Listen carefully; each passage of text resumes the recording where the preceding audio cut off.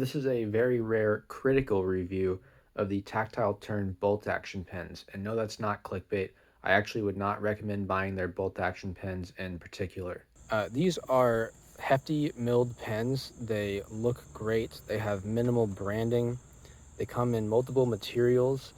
I should note the copper and brass patina very quickly. Most of them have this very nice micro milling all the way down the body that both looks and feels fantastic. They're known for this disappearing gap where the tip screws in, and these take a Pilot G2 cartridge, so they're going to write pretty well.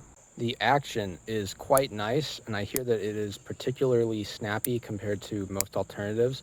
I will note that it takes a few days for this to really break in and get nice and smooth like it is now. Lastly, most of the alternatives within this price range are made in China with a similar fit, finish, materials, and price tag, but these are actually made in Texas in the US, so they're a really great value. So that's everything that's great about this pen, but here's why I actually would not recommend buying one. On the first day of me fidgeting with this thing and trying to break it in, the bolt actually worked itself out and fell on the ground. And in order to put it back in, you have to just use your fingers, and it's pretty slippery, so it's kind of a pain in the butt.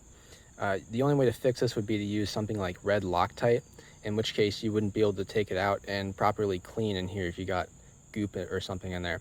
I would imagine that they could fix this just by putting a screw hole in here, and that way you could actually tighten it down properly, and maybe combined with some blue Loctite, that would actually stay in.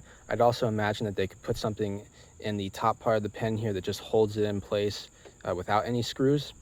Another issue that I have with this pen is the clip. While it looks pretty nice, you can't really remove it without damaging the pen, because you have to unscrew this top cap, and you can't do it with finger strength. You actually have to use pliers, which will damage the micro milling. So that means that if you accidentally bend the clip out, you won't be able to push it back in.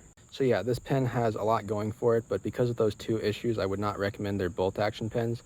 To my understanding, their other mechanisms like the side click and switch that they just released don't actually have those issues, so I would absolutely recommend those.